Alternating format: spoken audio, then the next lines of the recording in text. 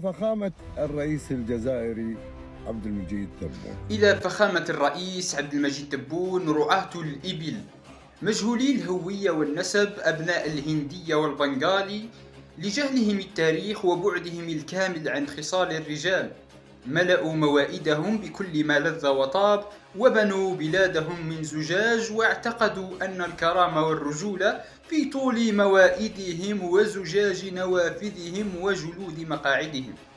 أنا أعلم علم اليقين، إن بعنا الإمارات وما فيها لن تكفي أموالها لتشييد طريق واحد في الجزائر من شرق البلاد إلى غربها.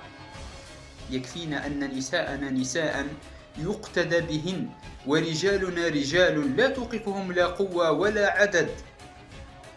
أنا عن نفسي عندما أتمعن في أشباه هذه الدول الفاقدة لسيادتها، يكفيني أنني جزائري وهذا نسبي.